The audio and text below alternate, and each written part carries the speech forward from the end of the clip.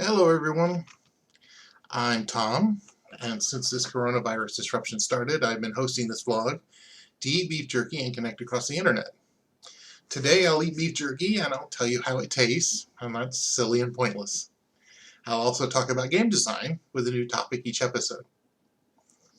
Today it is the 23rd of June, and we're charging ahead through this crazy 2020 coronavirus summer. I hope everybody's safe and healthy and well. What I want to talk about today in terms of games is this: Minecraft. Minecraft, if you don't know, and it would be a little surprising if you know nothing about the name or haven't even heard of it, is one of the most popular video games of all time. And it's one of those things, I think, initially at least, where it was the most popular game because some game had to be popular. And there were a lot of confluence of, people enjoying it and telling their friends who told their friends, and the young people got into it, and it was very exciting. However, Minecraft is a game for everybody. It's fairly non-violent. Certainly there's no blood or gore, though if you really get into it, the monsters come out at night, and that's kind of scary. Again, a very cartoon way. The world itself, as you can see, is very blocky and cartoony by design. And right up at the beginning of the game, you can flip a switch and just turn off all the monsters and just not worry about anything dangerous or scary in the game. Just play something that has no danger. And you say, oh, well, what kind of fun is that? Well, that's the point of Minecraft, the craft part. Minecraft is about creation very fundamentally, and I think that resonated with a tremendous number of fans who enjoyed it for its creative potential. And of course, it's such a hit game that, as is the case with a lot of games, different people play it for different reasons and in different ways.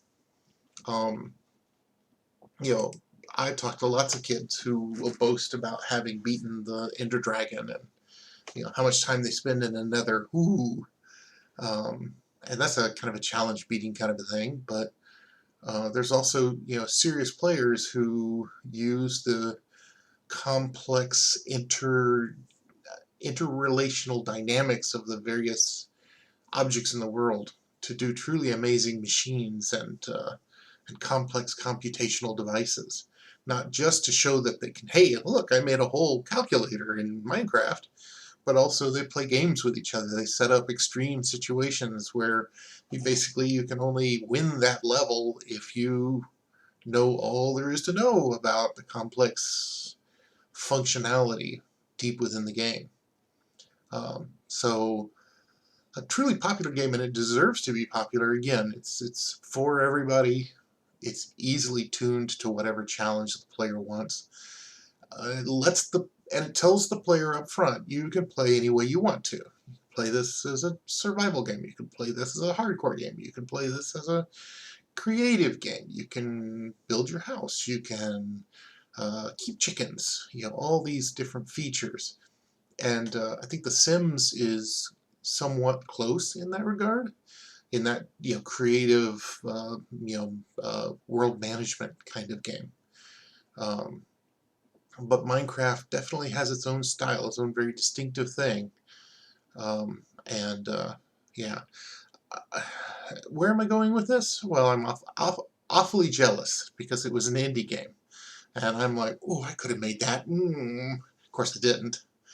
Therein lies one of the fundamental lessons of the entire world, that the truth is, for every great idea that people had that followed through on and made them $1 million or whatever, there were 1,000 people who had exactly the same idea.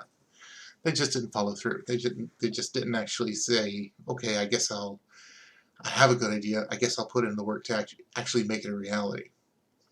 So, or as supposedly Edison famously said, creativity is 1% inspiration and 99% perspiration, supposedly. Um, so yeah, Minecraft. And just one more thing about it. If you're a parent and you're not letting your child play Minecraft,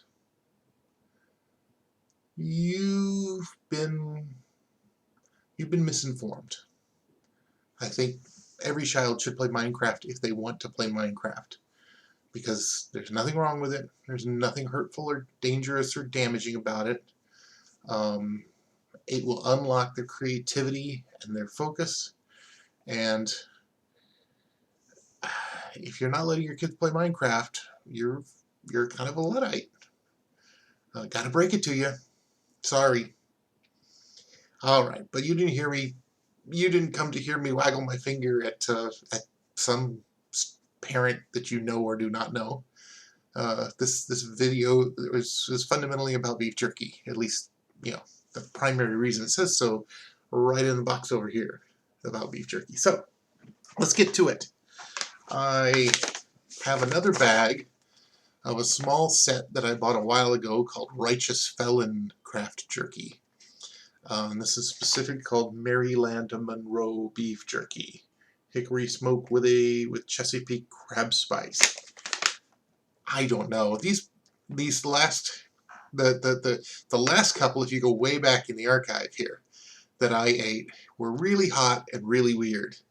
So I'm not expecting a great deal out of Righteous Felon Maryland Monroe, but we'll give it a try. All right.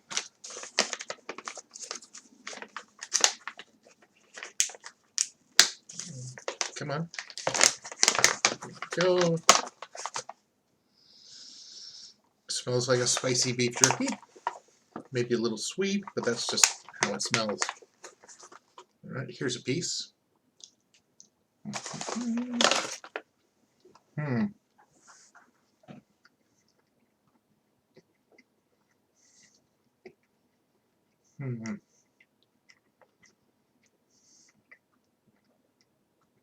bit softer, not as tough as I feared. Pretty good. Definitely got a sweet tone. I think that crab thing is probably mostly sugar, but not super sugar, but there's definitely a sweetness about this. So far so good. So far it's not kicking me in the teeth with any heat. But it's, I wouldn't say it's bland by any means. Interesting. All right, well, not bad. Not bad and not flaming hot like the other two. So let's get to the mailbag. And our number A1 mailbag participant types in again, Adam Para. Thanks again, Adam. Adam writes of the last episode, "That's cool that you like Ultraman. Didn't he fight Godzilla once?" Well, yes.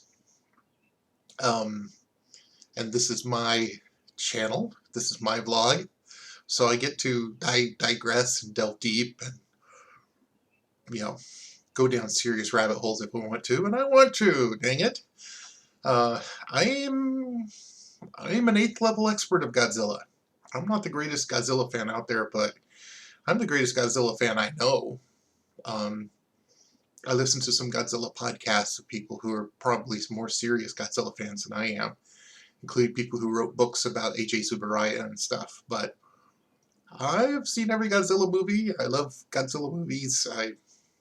I know a great deal about Godzilla, which is why I can say, yes, Ultraman did fight with Godzilla once. And by that I mean they fought on the same side against evil monsters. When did they do that and how did they do that? Way back in the day.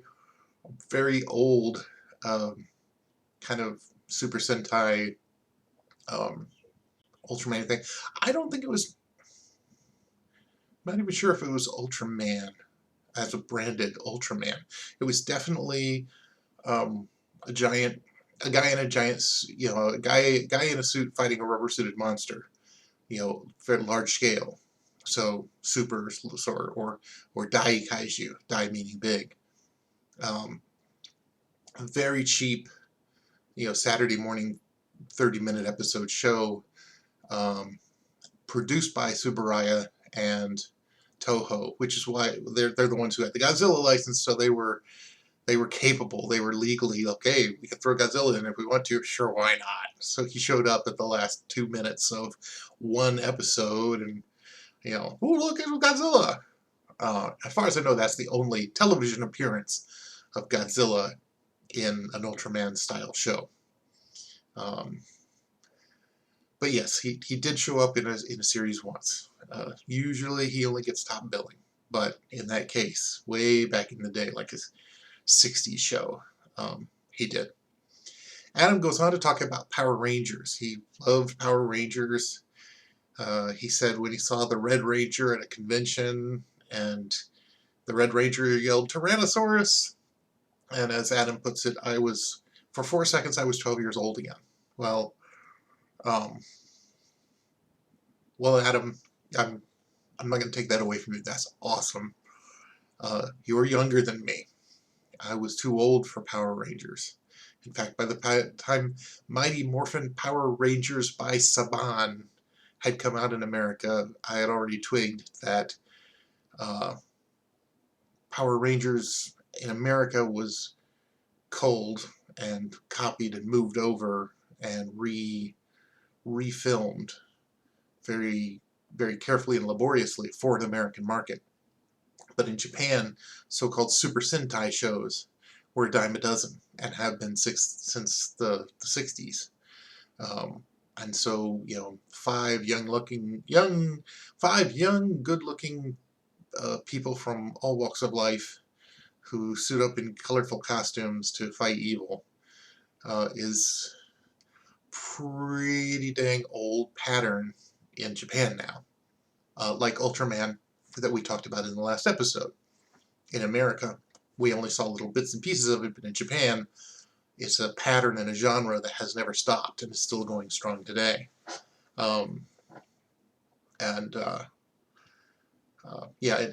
Jason Lee Scott, the Red Ranger that you talk about, it was definitely the American actor. It's my understanding that what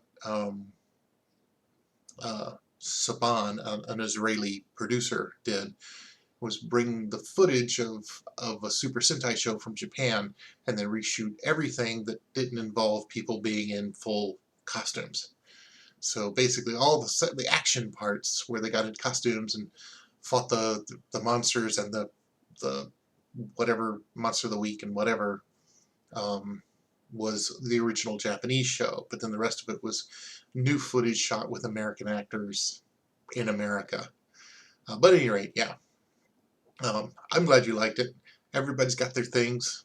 I'm old enough that for me it's Star Trek TOS, and of course Godzilla, and that's great. We all have our fandoms. We all have the things that we love since childhood, and it's important that we hold on to that. So thanks, Adam. All right, well, this righteous felon, Marilyn Monroe, didn't kick me in the teeth as much as the previous righteous felon jerky that I have eaten on this episode before. I hesitate to say it's the best thing I've ever eaten. I don't think it is. But it's okay. It's, it's not bland, and it's a little interesting, a little sweet, and not too shoe leather tough. So, all in all, not bad. All right. Thanks for hanging out with me on this episode. I will continue going through my bag of variegated and unconnected jerkies for a while. So thanks for coming along, and I'll see you next time. Bye-bye.